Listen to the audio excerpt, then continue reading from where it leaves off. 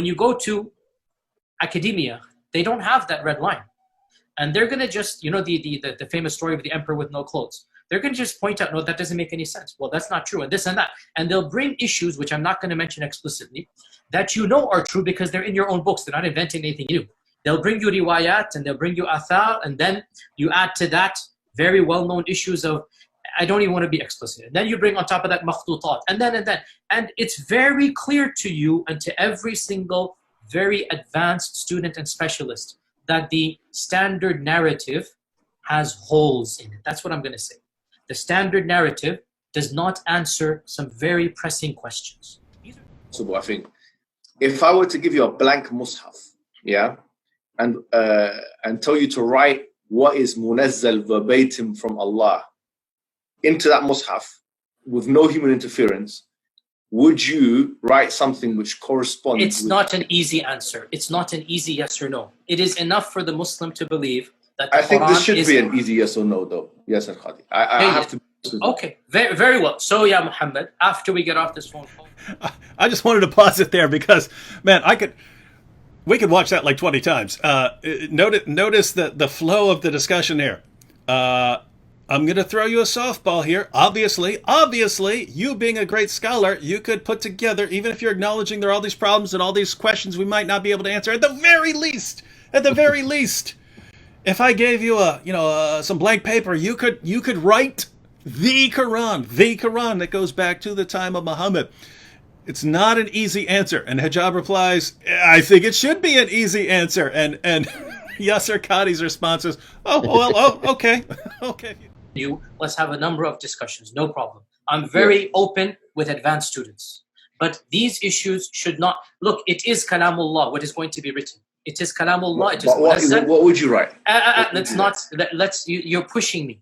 And I'm saying it's not hikmah to, listen, I have a condition, like I said, everything I say is going to be factual. If I wanted to do tawdiyah and whatnot, I would do it right now in front of you. There is no need for tawdiyah. The Qur'an is the uncreated speech of Allah. The Qur'an is preserved. The Qur'an is known. The Qur'an is mutawatir. And alhamdulillah, all of the qira'at are the Qur'an. All of the qira'at are authentic. Alhamdulillah. Leave it at that, ya akhi. Beyond this, honestly, I have no problem. We'll have a discussion or take my class. But beyond this requires... I have more if you want to continue on by that, but he kind of made his point. Leave it at that. Guys, if you take nothing else away from what Sheikh Yasir Qadhi said, just remember that there are holes in the narrative.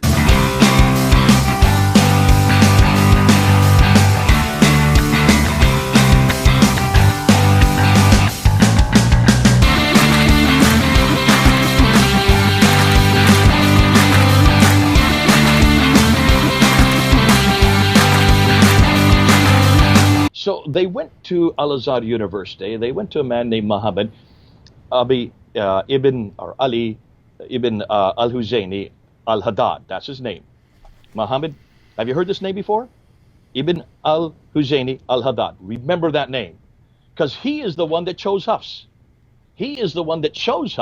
But he doesn't give a reasoning. Now, if he was going to choose any of these 30, why didn't he go back to the first 2? Why didn't he go back to the first 7? Why didn't he go back to the first 10? And why didn't he go back to Mecca and Medina, to the Qurayshi dialect? Remember, that's what Uthman said at the very beginning. It must be in the Qurayshi dialect. That would therefore refer to either Nafi al-Madina or Ibn Kathir al-Makkah. Those are 2 of the readers that come from the Hijaz, from the very area that Uthman is saying you must have this dialect. So why did Muhammad Ibn al-Huzayni al-Haddad choose those 2? He didn't. Who did he choose? This guy, way over here. Where is he from? He is from Kufa. Where is Kufa? Kufa is in Iraq. This is the Shams. Remember, right there in what we talked about at the very beginning of the hour? They said that Hudayfa comes to Uthman and he says, we've got a problem because these people in Shams, they have a completely different recitation. This is the recitation that does not agree with our recitation. Make sure that they don't have different Qurans like the Christians and the Jews. So Uthman says to Zayd ibn Thabit, come here and rewrite the book, rewrite the Quran in the Qurayshi dialect so that those in Shams do not have a different recitation, so we have the correct recitation. So what does Muhammad Al-Husayni al-Haddad do? He doesn't go back to the Qurayshi. He goes to Shams. He goes to the very thing they're not supposed to do, and he chooses a guy named Hafs who was died in 796. Muhammad died in 632. This is 244 years later. This is hundreds of miles away and hundreds of years later. What an idiot! And why has no one brought this up before? But hold on a minute. Hafs was chosen in 1924 for Cairo, right? What happened when he chose that derivation for the city of Cairo there in Egypt in 1924? Do you know what happened next?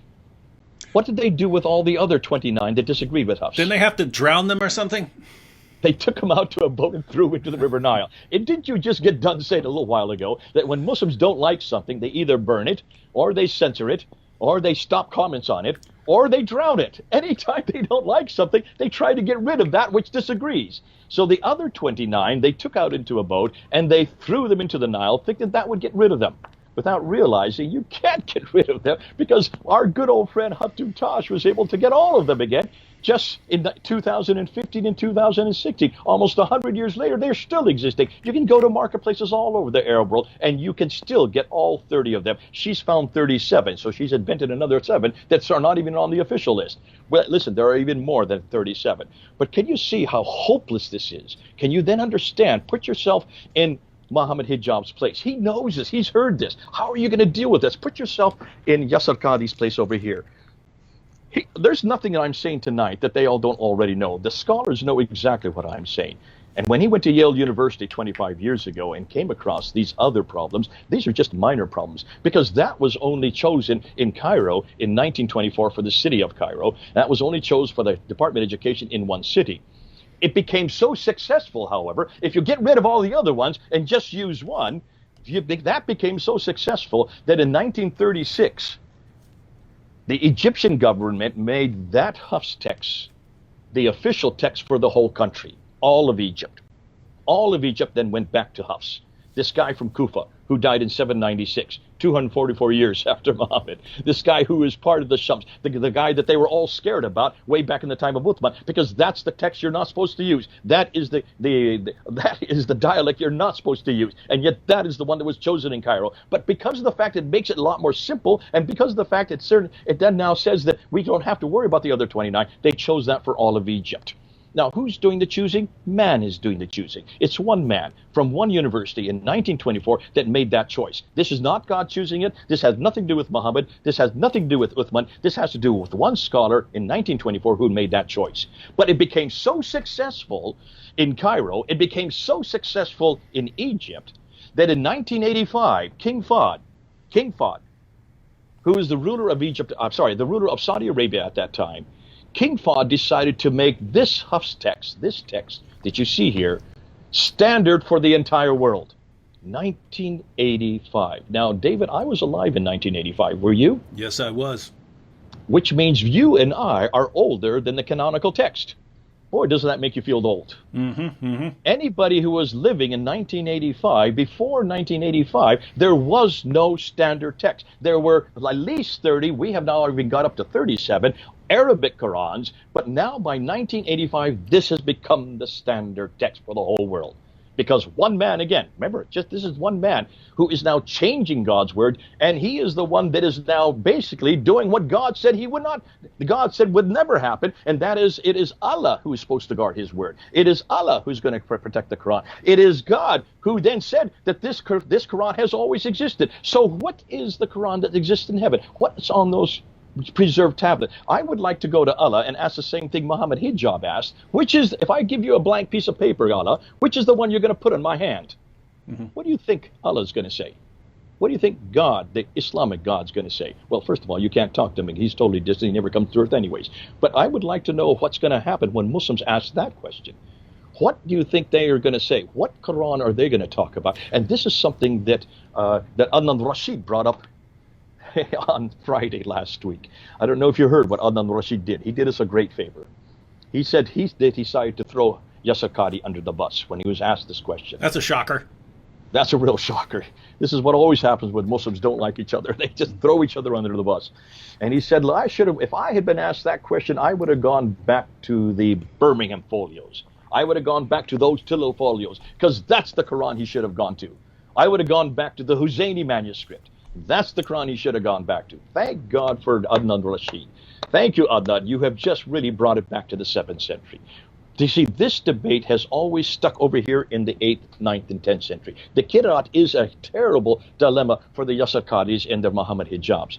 But that is not nearly the debate that I would like to talk about. The debate I want to talk about is what's happening in the 7th century. I would like to go back to the very beginning. I would like to go back to the time that Uthman lived. I would like to go back to the time of the Prophet himself. I would like to go back to the century that supposedly this book was sent down to him over a 22-year period. I would like to go back to those first earliest copies, those first 4 copies that were made by Zayd ibn Thabit and sent to Basra, Baghdad, Damascus, and one left in Medina, the Ubay ibn Ka'b's codex. I'd like to go to Ibn Masud's codex. I'd like to go to Ibn Musa's codex. I'd like to come to Zayd ibn Thabit's codex. And I'd like to ask any Muslim who's watching me right now, where is there even one of those codices? One. I just want one.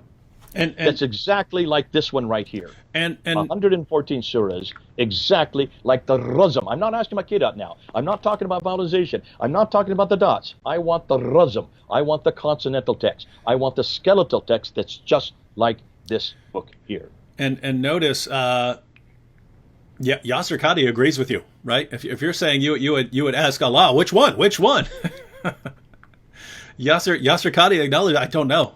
I don't know, but you saw that little, all of them. Yeah, that you saw that problem that he's stuck in, which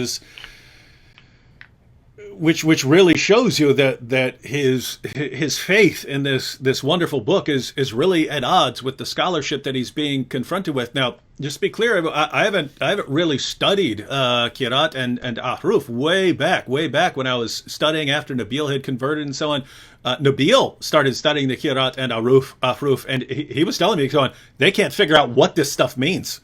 They can't figure out what any of this stuff refers to. You go to he says you could go to a book and get 15 different interpretations of what these things even are. So I pretty much stayed what I would call source-based, right? Look, if you tell me the Quran's been perfectly preserved, I will quote you a bunch of passages from your sources talking about missing chapters, hundreds of verses coming up missing, verses being eaten by a sheep, different phrases coming up missing. I'll talk to you. I'll just quote your sources to you and show you that the Quran has not been perfectly preserved. As for the Ahruf and the Qira'at, I'll wait until Muslims figure that stuff out, and then they can tell me what all of this stuff means. Here we are, all these years later, and Shabir Ali's recent video that he put out, scholars don't know what the Ahruf refers to, and then you've got Yasir Qadhi, and he's saying that every student of knowledge knows the biggest problem is the Ahruf and the Qira'at and how they relate and what they do and how this relates to Uthman's version and so on, and the explanations we have just can't stand up to scrutiny. They can't stand up to scrutiny. So I'm thinking, what, you guys cannot even come up with a coherent explanation.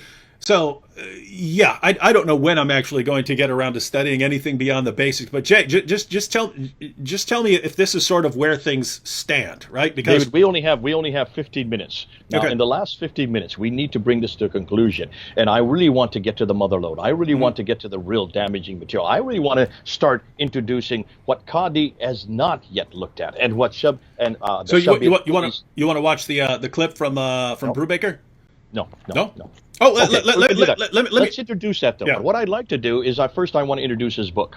I want to introduce this book right here. Oh, Jay, let me just ask that question. I wanted to for a lot of people are confused. They're like, because we're not explaining a lot about Ahruf and things like that, and we're telling people we're not sure. But just as far as where things stand, correct me if I'm wrong. It's something along these lines. You've got Hatun. And she's got 37 different Qurans, not different translations, not just different pronunciations. She's got different Qurans that have different Arabic text within them. And so the question would arise, why do you have these different texts and so on? And I would just say, well, because human beings are imperfect and they make mistakes along the way, and so you end up with differences, especially going way back. But for someone like Yasir Qadhi, who believes that Allah is somehow preserving things, he's got to explain these differences in terms of Ahruf and Qira'at, but he can't say that these are based on later problems with Muslims not knowing where dots go, or inserting the consonants and so on. He can't say that it's coming up later on. So he has to say somehow all of this goes back to the beginning, and we just can't figure out how, and it's a one big massive mess, and that's why we can't discuss it in public. Is that basically the kind of takeaway story? No. And I think we need to be careful, because Muslims are going to say that's all that we think. That's wrong. What we're saying, and this is much more. I don't mean what we're saying. I mean, is that that's not what Muslims are saying either. Okay, yeah, that's what I'm trying to get. I'm trying to get the relationship here. If you look at Shabir Ali's, and this is why we have to be careful that we don't give them the wrong message.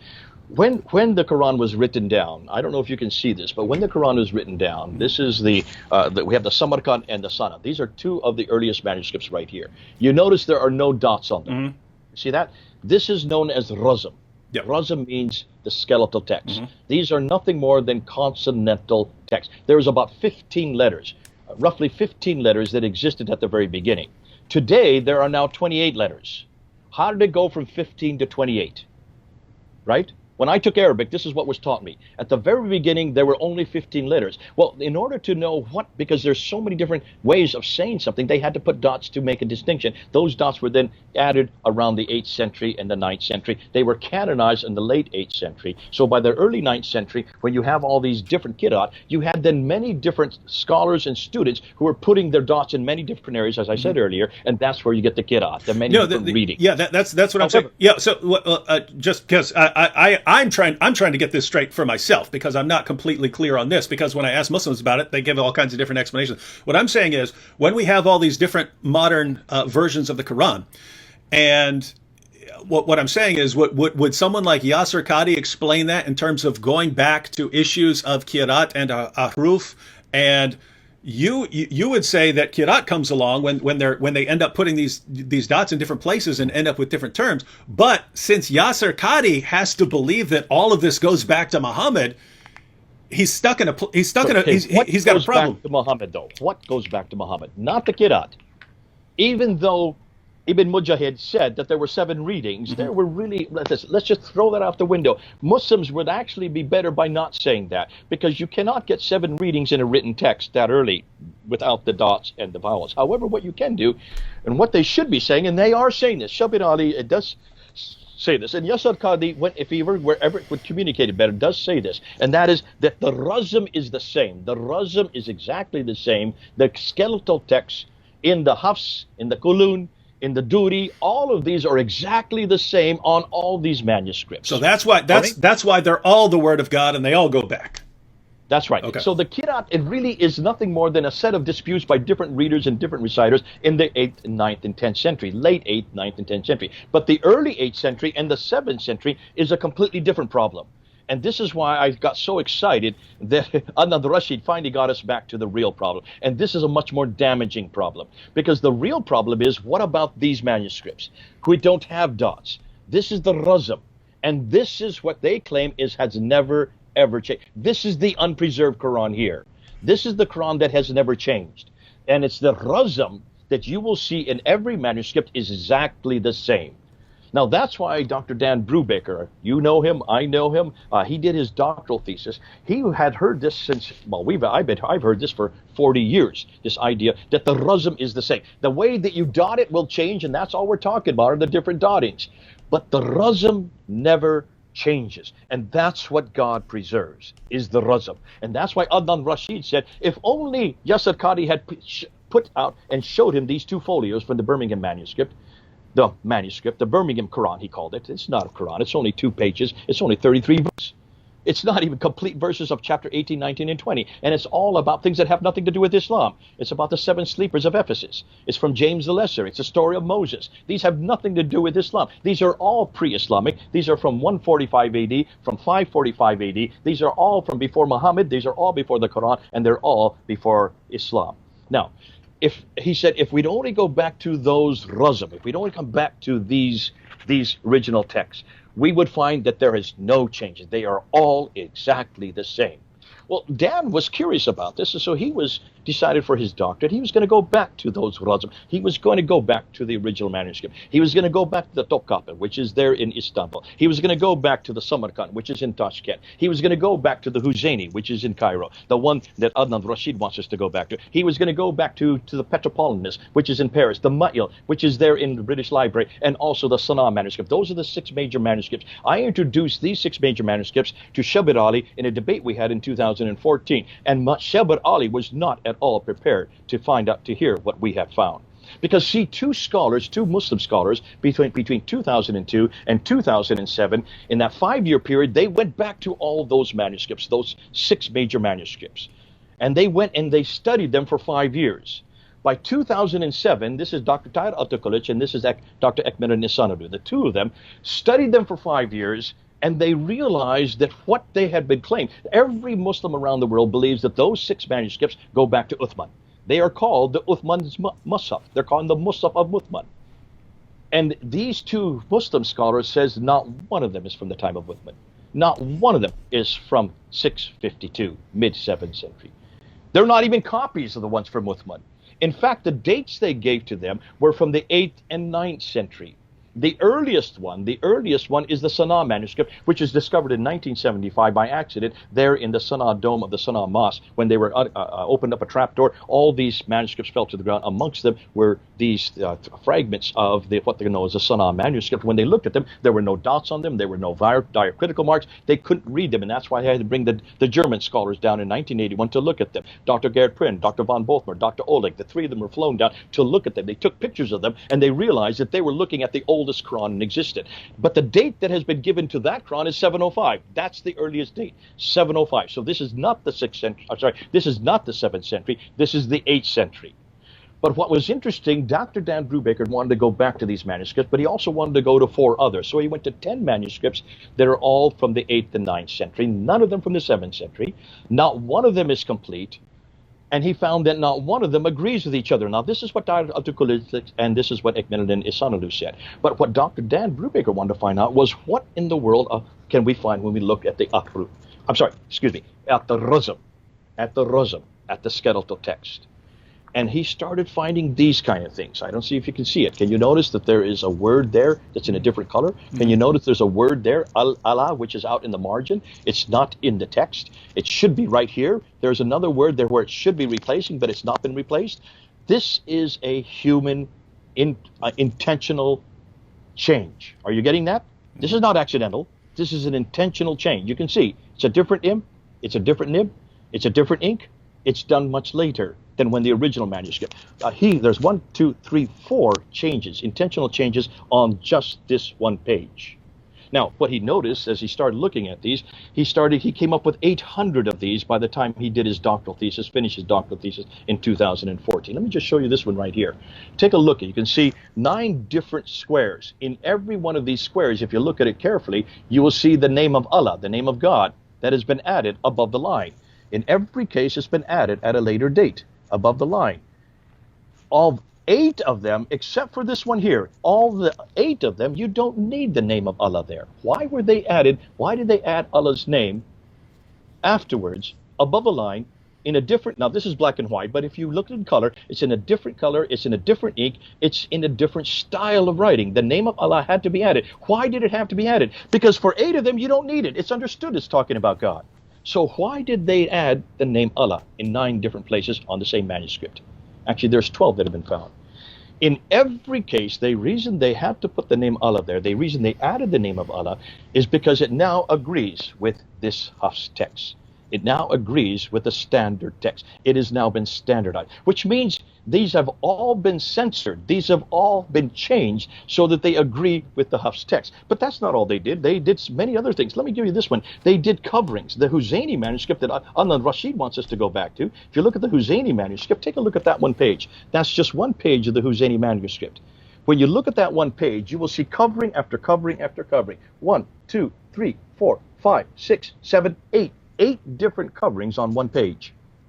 And where you see the coverings, there's nothing written over top. So when you read it, it's very difficult to read, isn't it? In fact, it looks just like chicken scratches. So why were all these coverings there? Well, once you cover all these up in just one page, that which is left over now agrees with this text, now agrees with the Hafs text that was canonized in 1985, actually was chosen in 1924. And in every case where you see these erasures, here, let me just show you a case of erasures where they have erased it, not only parts of words, sometimes an entire line, sometimes an entire phrase. These are just 20 that he gave us examples of.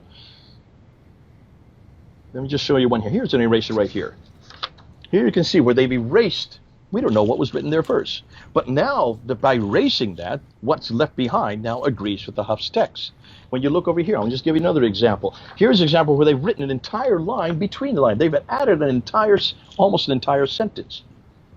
And because of adding that entire sentence, it now agrees with the Hafs text. Now, that in 2014, he had come up with 800 of these erasures, of these erasing with coverings, these coverings with erasing with writings over top, these insertions, all of these he found 800. And so that's what I confronted. I remember confronting Shabir Ali with this back in 2014. Since 2014, he has now found 4,000 of these corrections. Corrections means these are done by humans at a later date to standardize the text so that it now agrees with the Hafs text. Now, what Dan Brubaker has done, Yasir Qadhi has not yet answered. Neither has Muhammad Hijab. Muhammad Hijabs and the Anand Rashids and the Yasir Qadhis and the Shabir Alis have yet to talk about the Razm consonantal text. Because once you show that the consonantal text has been changed, no longer can you say the Quran has been preserved. No longer can you say that the Quran even comes from the 7th century. No longer can you say that the Quran even comes from Uthman, let alone that it comes from Muhammad. And what we're showing, and what Dan Brubaker is showing by looking at this man, by looking and writing, this is the first book that's ever written anything on this that has been done and published in the world today. And that's why there has been a huge backlash against Dan Brubaker. But when you do a deep dive is when things get very, very awkward and difficult.